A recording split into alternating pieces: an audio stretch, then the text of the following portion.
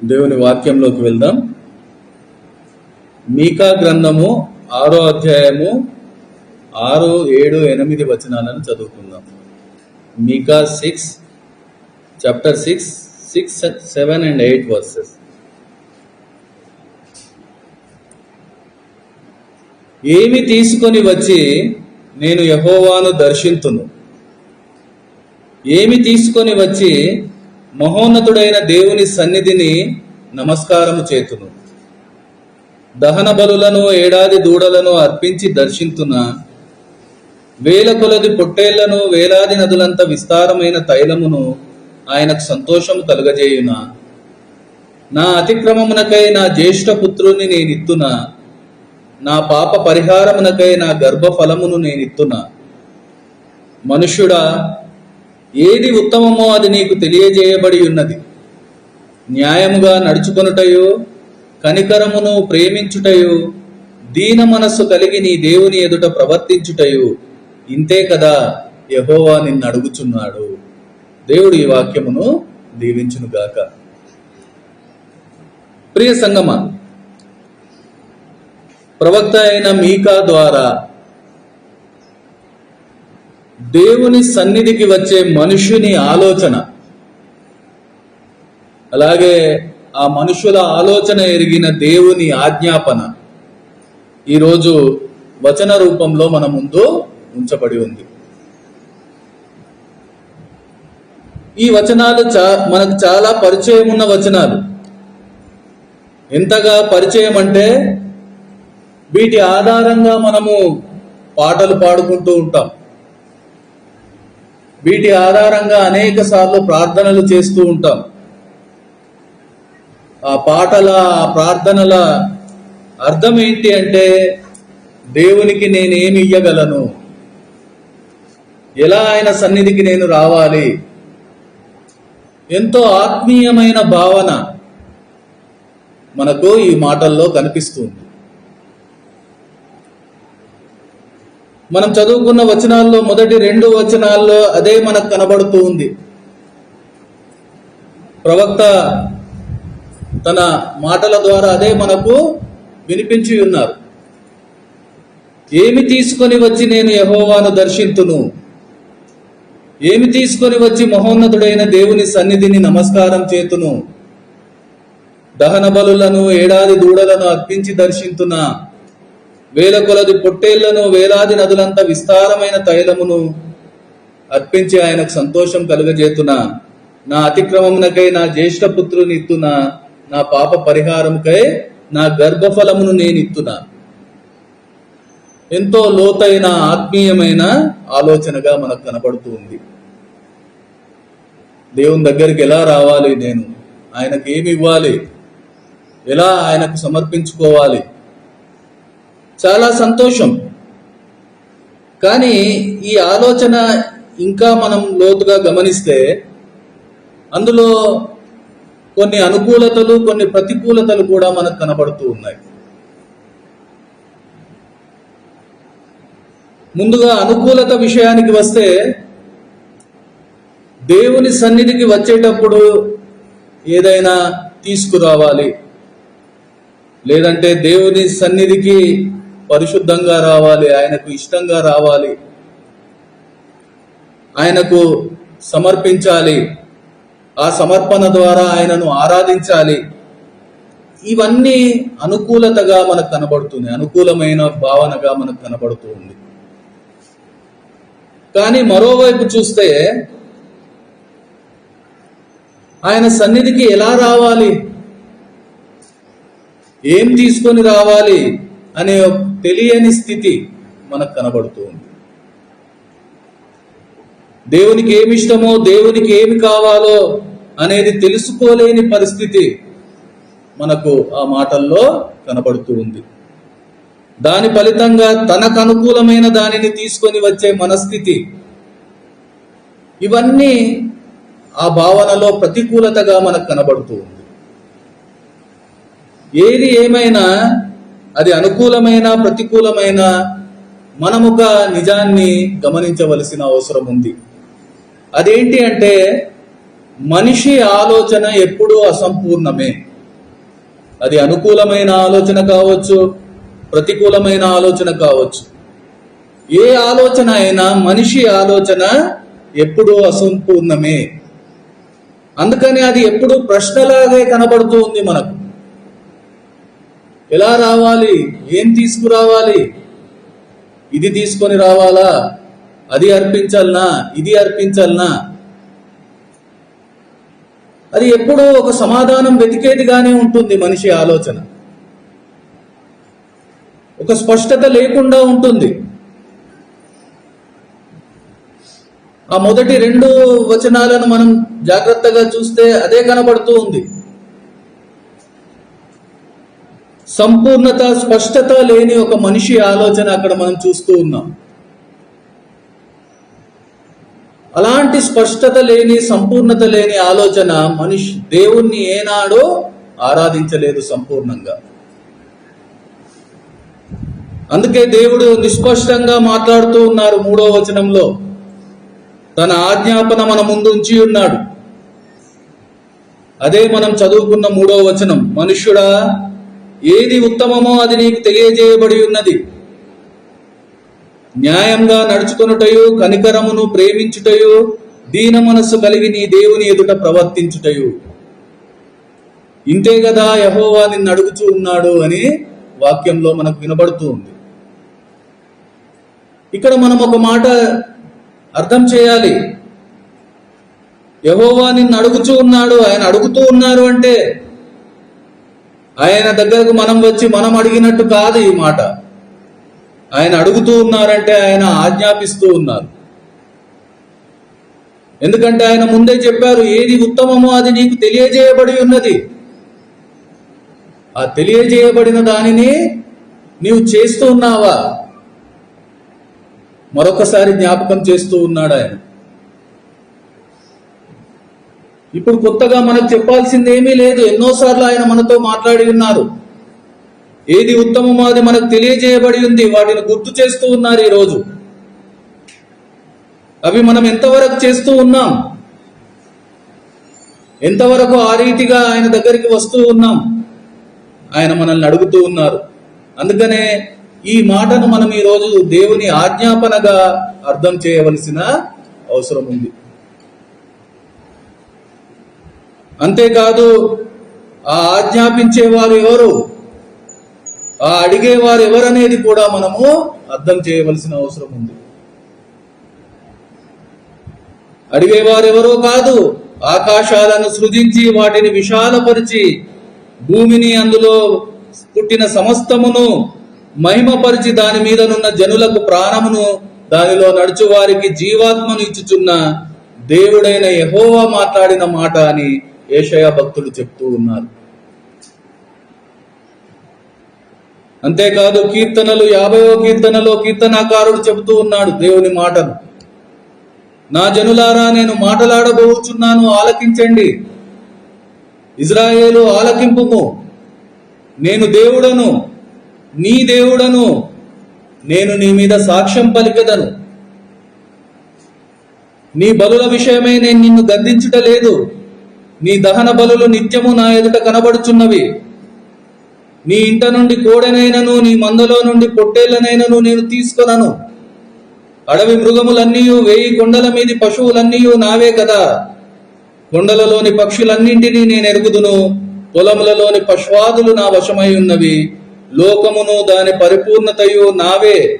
నేను ఆకలి గొనను మీతో చెప్పను. వృషభముల మాంసము నేను తిందునా, పొట్టేళ్ల రక్తము త్రాగుదునా. దేవునికి స్తుతియాగము చేయుము, మహోన్నతునికి నీ మొక్కుబడులు చెల్లించుము. ఈరోజు ఆయన అదే మాట్లాడుతూ ఉన్నారు మనతో, అదే అడుగుతూ ఉన్నారు. అన్నీ నావే కదా, నీవేమిస్తావు నా కోసం? ఏమి ఇయ్యగలవు? ఇయ్యగలది, చెయ్యగలది, అవసరమైనది, ఉత్తమమైనది, నీకు తెలియజేయడమైనది. వాటి సంగతి మరిచి ఇంకా నీ ఆలోచన ఎందుకు చేస్తూ ఉన్నావు అని ఈరోజు దేవుడు మనతో మాట్లాడుతూ ఉన్నారు. 3 విషయాలను ఆయన స్పష్టం చేస్తూ ఉన్నారు. ఆ 3 విషయాలను మనం చూస్తే న్యాయంగా నడుచుకొనుట, కనికరమును ప్రేమించుట, దీన మనస్సు కలిగి నీ దేవుని ఎదుట ప్రవర్తించుట. ఆయన సన్నిధికి వచ్చే నీవు నేను ఈ 3 విషయాల్లో ఎలా సిద్ధపడి ఉన్నాము, ఎలాంటి సిద్ధపాటుతో ఇక్కడ చేరి ఉన్నాము, ఈరోజు మనము ఆత్మ పరిశీలన చేసుకోవలసిన వారమై ఉన్నాం. ఎందుకంటే ఈ 3 మాటలు మన ప్రవర్తనను పరిశీలించేవిగా దేవుడు మాట్లాడుతూ ఉన్నారు, మన ముందుంచి ఉన్నారు. ఈ 3 మాటల్లో మొదటిది మన వ్యక్తిగత ప్రవర్తనను సరిచేసేదిగా మనతో మాట్లాడుతూ ఉంది. న్యాయంగా నడుచుకున్నట గురించి పాత నిబంధనలో, కొత్త నిబంధనలో దేవుడు ఎన్నో విషయాలు మాట్లాడి ఉన్నారు. అవన్నీ మనం ఈ సమయంలో కొద్దిగా పక్కకుంచి మనము దేవుని మాటను అర్థం చేయడానికి ఇష్టపడతాం.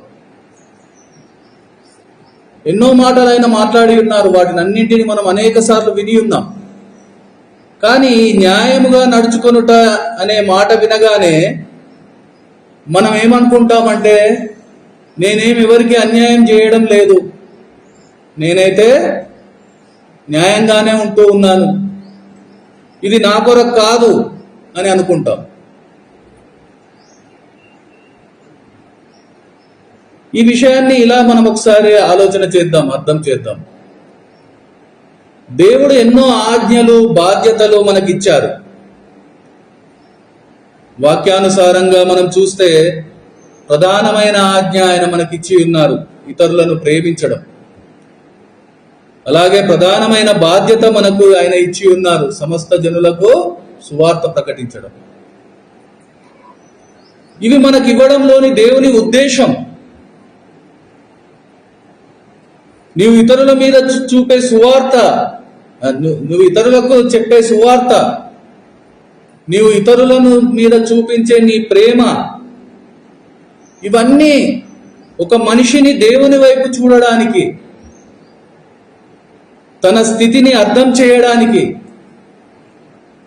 పశ్చాత్తాపంతో ఆయన సన్నిధి చేరడానికి, పాపంలో నశించిపోతున్న వారు రక్షణ మార్గంలోకి రావడానికి, నిత్య జీవం పొందడానికి దేవుడు ఏర్పాటు చేసి ఉన్నారు, దేవుడు ఆజ్ఞాపించి ఉన్నారు. నిజంగా అది మనకివ్వబడిన బాధ్యత, మనకివ్వబడిన ఆజ్ఞ. దానివల్ల మనం ఆ మనుషులకు న్యాయం చేస్తాం. ఎందుకంటే దేవుణ్ణి తెలియని వారికి సువార్త ద్వారా మనము దేవుణ్ణి పరిచయం చేస్తాం, దేవుని ప్రేమ వారికి రుచి చూపెడతాం. దాని ద్వారా దేవుని వైపు వాళ్ళు చూసే ఒక విధంగా వాళ్ళను మనం మార్చగలుగుతాం. ఈరోజు ఆ పని చేయకుండా మనం ఉంటూ ఉన్నామంటే ఇది అన్యాయం కాదా? దాన్ని బట్టి మనం చెప్పొద్దా మనం న్యాయంగా నడవడం లేదు అని? ఒకసారి మనము ఆలోచన చేద్దాం.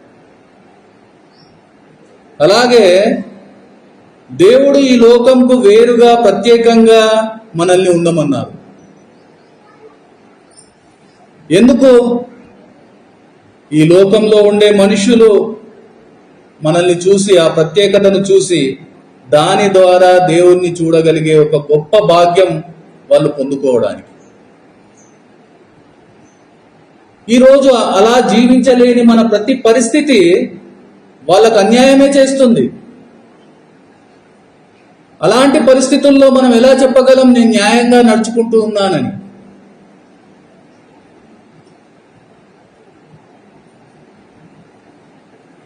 ఒకసారి మనం ఈ మాటను అర్థం చేయాల్సిన అవసరం ఉంది. నేను ఎవరికి అన్యాయం చేయడం లేదు, నేను న్యాయంగానే ఉన్నానని మనల్ని మనం సమర్థించుకోవడం కాదు. ఈ విషయంలో మనం న్యాయం చేస్తున్నామా, అన్యాయం చేస్తున్నామా?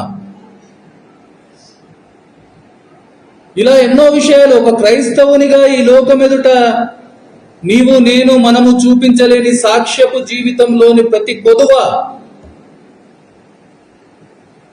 ప్రతి కొదువ మనల్ని అన్యాయస్తునిగానే నిలబెడుతుంది. న్యాయంగా నడవలేని మన ఆత్మీయతను, మన పరిస్థితిని గుర్తు చేస్తుంది. అందుకనే దేవుడు ఈరోజు న్యాయంగా నడుచుకొని నా సన్నిధికి సిద్ధపడమని అంటూ ఉన్నారు.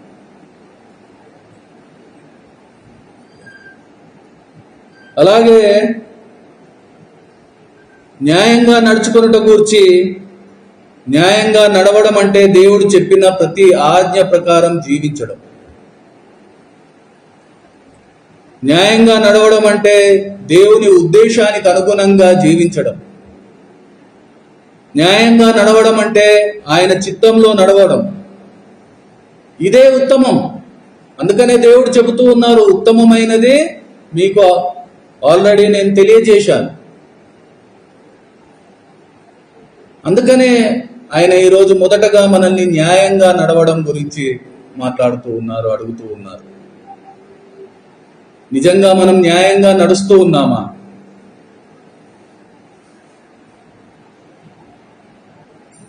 ఇక రెండవది, ఇతరుల పట్ల మన ప్రవర్తన. మొదటిది మన ప్రవర్తన సరిచేసుకోవడానికి దేవుడు ఆ మాట మాట్లాడి ఉన్నారు. రెండవది, ఇతరుల పట్ల మన ప్రవర్తన ఎలా ఉంది? ఇక్కడ కనికరము, ప్రేమ అనే మాటను చూస్తూ ఉన్నాం. ఈ మాట, మొదటి మాట న్యాయంగా నడుచుకున్నట కన్నా ఇంకా ఉన్నతమైనది, హెచ్చైనది. ఎందుకంటే ఈ మాట మానవ ఆలోచనకు మించినది. ఒకరి అర్హతకు మించి చూపించే మంచితనం. ఇది దైవిక గుణం.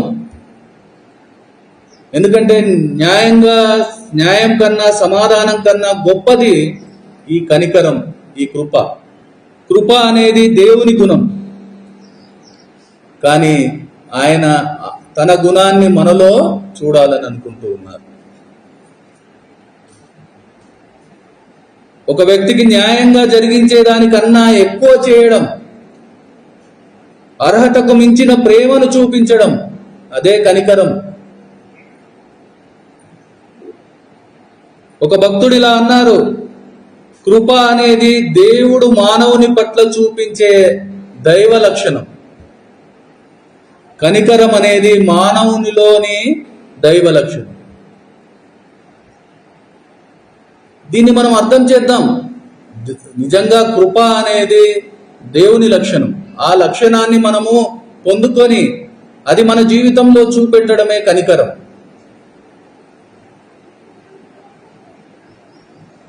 ప్రభు యేసు చెప్పిన మాటలు మనం జ్ఞాపకం చేసుకోవాలి ఒకసారి. ఆయన చెప్పారు, ఒకరు అంగి అడిగితే నువ్వు పై వస్త్రం కూడా ఇయ్యి. ఒకరు అంగి అడిగితే ఇయ్యడం న్యాయం, కానీ పై వస్త్రం కూడా ఇయ్యడం కనికరం. నీరు అడిగితే ఆహారం కూడా పెట్టు. ఒక పేదవాడు నీ దగ్గర పనిచేసి 100 రూపాయలు అర్హుడు అనుకుంటే 200 ఇయ్యమని చెప్పారు. ఇది మనము ఈరోజు అర్థం చేయాల్సిన అవసరం ఉంది. దేవుని కృపా కనికరములను అనుభవించిన మనము అవి ఇతరులకు పంచవలసిన వారమై ఉన్నాం, ఇతరుల ఎడల చూపించవలసిన వారమై ఉన్నాం. మన పట్ల దేవుడు కనికరించాలి, దయ చూపించాలని ప్రార్థించే మనము ఇతరుల పట్ల దయ చూపేవారిగా ఉంటూ ఉన్నామా? ఇతరుల పట్ల కనికరం చూపేవారిగా ఉంటూ ఉన్నామా?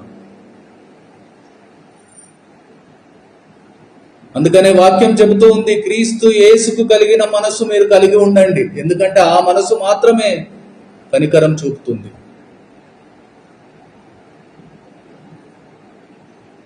మనమేదో గొప్పవారమని, మంచివారమని దేవుడు మనకి పరిస్థితి ఇవ్వలేదు. ఎఫెసీలకు రాసిన పత్రికలో మనం చూస్తాం 2:8, మీరు విశ్వాసం ద్వారా కృపచేతనే రక్షింపబడి ఉన్నారు, ఇది మీ వలన కలిగినది కాదు, దేవుని వరమే.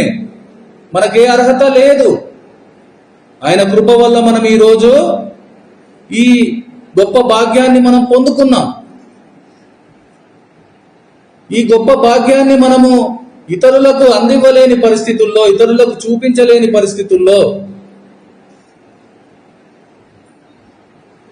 ఈరోజు మన ఆత్మీయతను మనము పరిశీలించుకోవాల్సిన అవసరం ఉంది.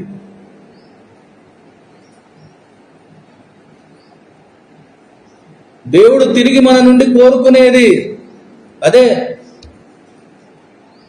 నీవు నేను తోటి వారిని, దిక్కులేని వారిని, ఆపదలో ఉన్న వారిని ప్రేమించి ఆదరించమని. ఇలా చేస్తే ఆయనకు చేసినట్లే అని ఎన్నోసార్లు ఆయన మాట్లాడి ఉన్నారు. మత్తయి సువార్త 25:40 వచనంలో, అందుకు రాజు మిక్కిలి అల్పులైన ఈ నా సహోదరుల్లో ఒకనికి మీరు చేసితిరి కనుక నాకు చేసితిరని నిశ్చయముగా మీతో చెబుతున్నాను. అంతేకాకుండా ఇతరులను కనికరించితే మనం పొందే గొప్ప స్థితిని కూడా ఆయన ఎన్నోసార్లు మనతో మాట్లాడి ఉన్నారు, ఎన్నోసార్లు మనకు గుర్తు చేసి ఉన్నారు. సామెతలు 19:17, బీదలను కనికరించువాడు యెహోవాకు అప్పించువాడు, వాని ఉపకారమునకు ఆయన ప్రత్యుపకారము చేయును. ఇతరుల పట్ల కనికరం కలిగి ఉండడం, ఇతరులను ప్రేమించడం, ఇతరుల పట్ల దయ చూపెట్టడం, ఇవి ఈరోజు దేవుడు మనల్ని అడుగుతూ ఉన్నారు.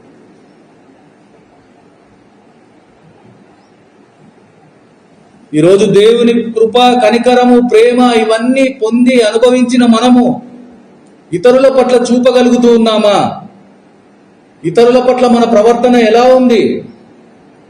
అందుకనే ఆ ప్రవర్తనను దేవుడు గుర్తు చేస్తూ ఉన్నారు. మూడవదిగా మనం చూస్తే, ఇది దేవునితో మనకుండే మనం చూపెట్టే ప్రవర్తన.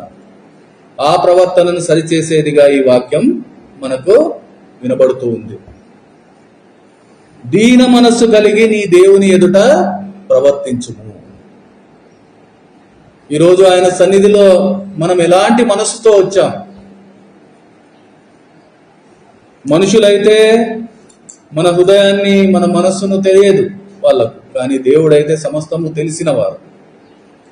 ఈరోజు ఆయన ఎదుట మన ప్రవర్తన ఎలా ఉంది?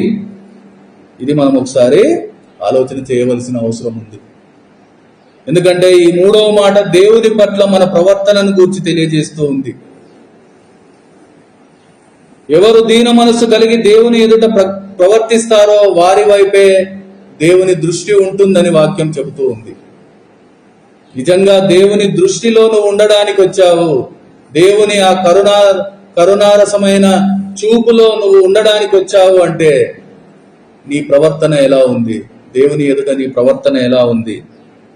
యెషయా 66వ వచనంలో, 66వ అధ్యాయం 2వ వచనంలో మనకు కనబడుతూ ఉంది, ఎవడు దీనుడై నలిగిన హృదయము గలవాడై నా మాట విని వణుకుచుండునో వానినే నేను దృష్టించుచున్నాను. ఈరోజు ఆ దీనత్వము కలిగి దేవునికి భయపడి వణికే వారిని దేవుడు నేను చూస్తున్నానని చెబుతూ ఉన్నారు. దేవుడు చూసే పరిస్థితుల్లో, దేవుని దృష్టిలో నువ్వు ఈరోజు ఇక్కడికి చేరావా?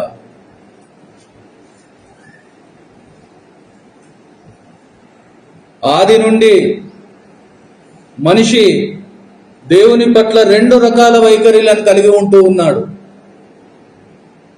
మొదటిది అహంకారంతో దేవుని యొద్దకు వచ్చుట. రెండవది దీన మనస్సు కలిగి దేవుణ్ణి సమీపించుట. ఈ రోజు కూడా ఈ 2 రకాలుగా మనుషులు వస్తూ ఉన్నారు దేవుని దగ్గరికి. కయీను, హేబేలు నుంచి మొదలు ఈ రోజు వరకు అది కొనసాగుతూనే ఉంది. నేను నాకు అనుకూలమైన పద్ధతిలో, నేను అనుకున్న విధానంలో దేవుని యొద్దకు వస్తాను, దేవుడు నన్ను అంగీకరించాలి అనుకునేది ఒకరు.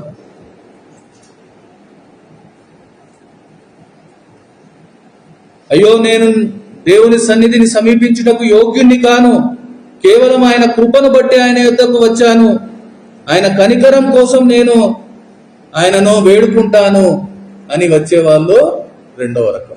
ఈ రోజు కూడా ఈ 2 రకాలు ఆయన సన్నిధికి చేరుతూ ఉన్నాయి. ఈ 2 వైఖరులు ఆయన సన్నిధిలో కనబడుతూ ఉన్నాయి. మనం ఎటువైపు ఉన్నాం? మన ప్రవర్తన ఎలా ఉంది? దేవుడైతే చూస్తూ ఉన్నాడు, కానీ మనది మనము పరిశీలన చేయవలసిన అవసరం ఉంది. అదే వైఖరి సుంకరి పరిసయ్యునిలో కూడా మనం చూస్తాం. వాళ్ళు కూడా ఇద్దరు దేవుని సన్నిధికి వచ్చారు. వాళ్ళు ఎలా వచ్చారు, వాళ్ళు ఏ బహుమానం పొందారు అనేది కూడా మనకు ఎన్నోసార్లు మనం విన్నాం. ఈరోజు మనకు అంతకంటే ఇంకా ఎక్కువ ఏం దొరకదు. దేవుని సన్నిధిలో ఈరోజు నువ్వు ఏ వైఖరితో వస్తూ ఉన్నావు, దానికి తగ్గ ఫలితమే నీకు దొరుకుతుంది. ఇంకా ఈ పరిస్థితిని అర్థం చేయడానికి ఒక ఇద్దరు రాజులను మనం చూద్దాం. వీళ్ళిద్దరూ తండ్రి కొడుకులు. మొదట 2వ రాజులు 22:10, 2 Kings 22:10 and 11 మనం చూస్తే అక్కడ యోషియా మనకు కనబడుతూ ఉన్నాడు. యాజకుడైన హిల్కియా నాకు ఒక గ్రంథం అప్పగించనని రాజుతో చెప్పి ఆ గ్రంథమును రాజు సముఖమందు చదివాను.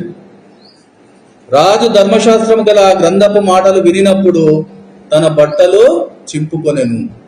అంటే దేవుని సన్నిధిలో అతడు ఎలా ప్రవర్తిస్తూ ఉన్నాడు, దేవుని మాటలు విన్నప్పుడు అతడు ఎలా ప్రవర్తించాడు మనం చూస్తూ ఉన్నాం.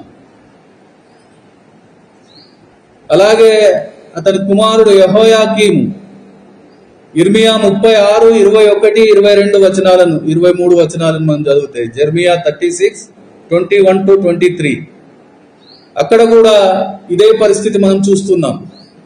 ఆ గ్రంథమును తెచ్చుటకు రాజు యహూదిని పంపగా అతడు లేఖికుడైన ఎలీషామా గదిలో నుండి దాన్ని తీసుకొని వచ్చి రాజు వినికిడిలోనూ రాజునొద్దకు నిలిచి ఉన్న అధిపతులందరి వినికిడిలోనూ దాన్ని చదివాను.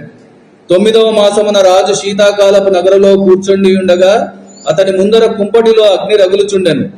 యహూది 3-4 పుటలు చదివిన తరువాత రాజు చాకుతో దాన్ని కోసి కుంపటిలో వేయగా ఆ కుంపటిలోనున్న అగ్ని చేత అది బొత్తిగా కాలిపోయాను. కాని రాజైనను ఆ మాటలన్నింటినీ వినిన అతని సేవకులలో ఎవరైనను భయపడలేదు, తమ బట్టలు చింపుకోలేదు. ఇక్కడ కూడా 2 ప్రవర్తనలు మనం చూస్తూ ఉన్నాం. దేవుని మాట ఇద్దరికి వినబడింది. ఒకరు ఎలా స్పందించారు, ఇంకొకరు ఎలా స్పందించారు. ఈరోజు కూడా ఇదే జరుగుతుంది. దేవుని మాట అయితే అందరికీ వినబడుతుంది. ఆ విన్న మాటకు ఎవరు ఎలా స్పందిస్తూ ఉన్నారు, ఎవరు ఏ వైఖరితో ఇక్కడ ఉన్నారు, ఎవరి ప్రవర్తన ఎలా ఉంది, దేవుడు గమనిస్తూ ఉన్నారు సంగమా. మనం చూస్తాము దేవుడు ఎదుట ఇద్దరి ప్రవర్తన మనం చూశాము. ఇప్పుడు తన ప్రవర్తన సరిచేసుకొని దీన మనస్సుతో యేషయా ఆయన సన్నిధి చేరినప్పుడు అదే 2వ రాజులు 22:18 నుంచి మనం చదివితే యెహోవా యొద్ద విచారణ చేయుటకై మిమ్మును పంపిన యూదా రాజునకు ఈ మాట తెలియపరచండి. దేవుడు సమాధానం ఇస్తూ ఉన్నాడు ఆ ప్రవర్తనకు. ఆయన మాట విని దీన మనస్సుతో పశ్చాత్తాపంతో ఆయన సన్నిధి చేరిన వారితో దేవుడు మాట్లాడుతూ ఉన్నాడు. ఇజ్రాయేళ్ల దేవుడైన యెహోవా సెలవిచ్చినదేమనగా, ఈ స్థలము పాడగుననియో దాని కాపురస్తులు దూషణాస్పదులగుదురనియో నేను చెప్పిన మాటలను నీవు ఆలకించి మెత్తని మనస్సు కలిగి యెహోవా సన్నిధిని దీనత్వము ధరించి నీ బట్టలు చింపుకొని నా సన్నిధిని కన్నీళ్లు రాల్చితివి గనుక నీవు చేయు మనవిని నేను అంగీకరించి ఉన్నాను. నేను నిన్ను నీ పితరుల యొద్ద చేర్చుదును. నీవు నెమ్మది నొందిన వాడవై సమాధికి చేర్చబడుదువు. నేను ఈ స్థలం మీదికి రప్పింపబో కీడును నీవు నీ కన్నులతో చూడనే చూడవు. ఇదే యెహోవా వాక్కు. చూడండి, మన ప్రవర్తనను బట్టి దేవుని ప్రతిస్పందన మనం చూస్తూ ఉన్నాం ఇక్కడ. అలాగే హోషేయ కుమారుడు యెహోయాకీము దేవుని మాటలను పెడచెవిన పెట్టి అహంకారంతో ప్రవర్తించితే ఆయనతో కూడా దేవుడు మాట్లాడుతూ ఉన్నారు. ఇర్మియా 36:29 నుంచి మనం చూస్తే, మరియు యూదా రాజైన యెహోయాకీము గూర్చి నీవి మాట చెప్పవలెను. యెహోవా సెలవిచ్చినదేమనగా, బబులోను రాజు నిశ్చయముగా వచ్చి ఈ దేశమును పాడు చేసి అందులో మనుష్యులైనను జంతువులైనను ఉండకుండా చేయునని ఇందులో నీవేల వ్రాసితివని చెప్పి నీవు ఈ గ్రంథమును కాల్చివేసితివే. అందుచేత యూదా రాజైన యెహోయాకీము గూర్చి యెహోవా ఈ మాట సెలవిచ్చుచున్నాడు. దావీదు యొక్క సింహాసనం మీద ఆసీనుడగుటకు అతనికి ఎవడునూ లేకపోవును. అతని శవము పగలు ఎండపాలు రాత్రి మంచుపాలగును. నేను వారి దోషమును బట్టి అతనిని, అతని సంతతిని, అతని సేవకులను శిక్షించుచున్నాను. నేను వారిని గూర్చి చెప్పిన కీడంతయు వారి మీదికిని, యెరూషలేము నివాసుల మీదికిని, యూదా జనుల మీదికిని రప్పించుచున్నాను. స్పష్టంగా మనం చూస్తూ ఉన్నాం, మనం ఎలా దేవుని సన్నిధిలో ప్రవర్తిస్తూ ఉన్నాం, ఎలాంటి వైఖరితో మనం వస్తూ ఉన్నాం, ఆయన మాటలు విని మనం ఎలా ప్రతిస్పందిస్తున్నాం, దాన్ని బట్టే దేవుని న్యాయం ఉంది, దేవుని ప్రేమ ఉంది, దేవుని కృప ఉంది.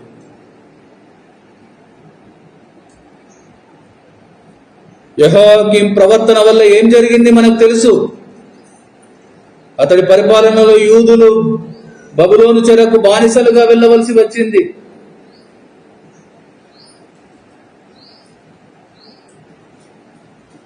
పశ్చాత్తాపము, దీన మనస్సు లేని హృదయాలను దేవుడు అంగీకరించడు.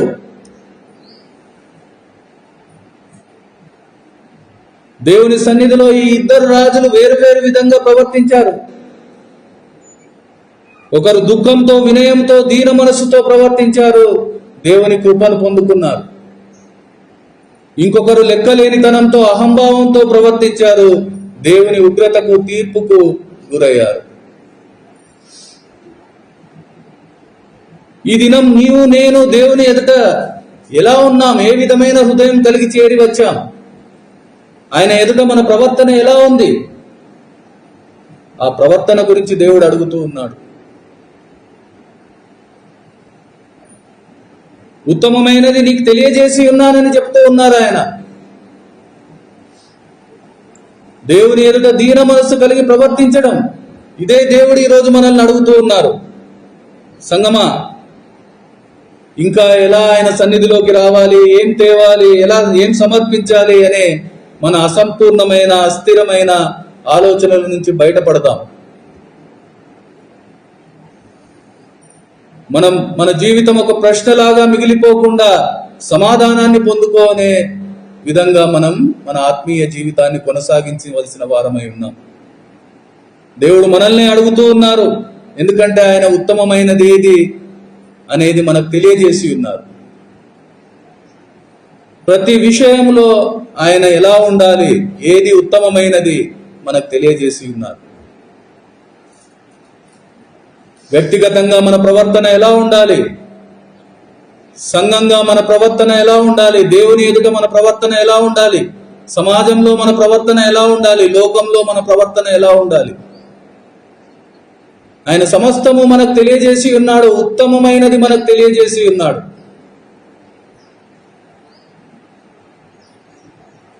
అదే మన నుంచి అడుగుతూ ఉన్నాడు. అది తప్ప ఆయనకి ఇంకేది అవసరం లేదు, ఎందుకంటే సమస్తము ఆయనదే.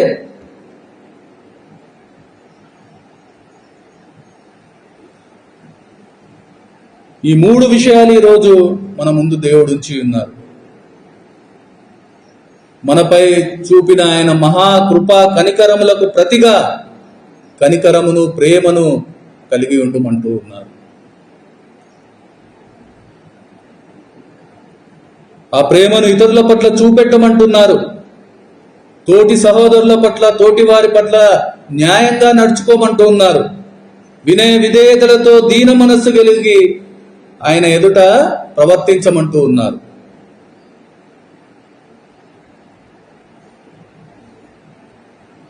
ఇదేదో వేషం కాదు,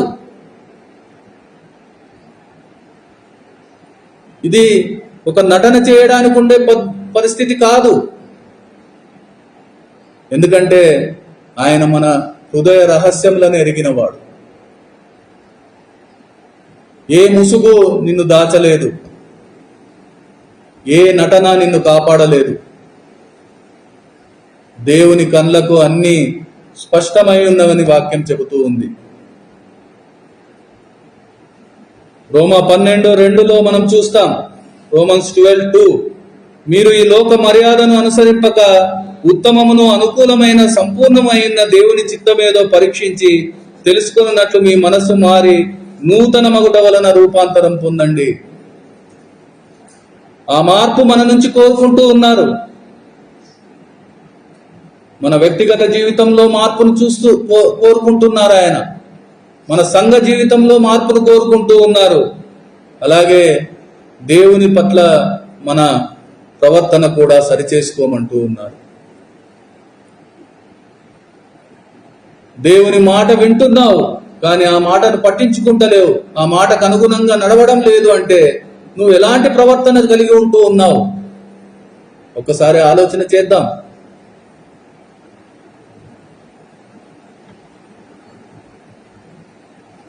మన మనస్సు మారి రూపాంతరం చెంది యథార్థ హృదయంతో ఆయన సన్నిధానానికి వచ్చేవారిగా మనం సిద్ధపడవలసిన అవసరం ఉంది.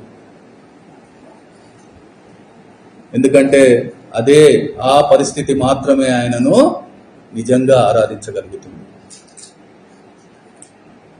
అలాంటి పరిస్థితి కోసం మనం అందరము ప్రార్థన చేయవలసిన అవసరం ఉంది. ప్రార్థన చేసుకుందాం, ఆరాధన చేసుకుందాం.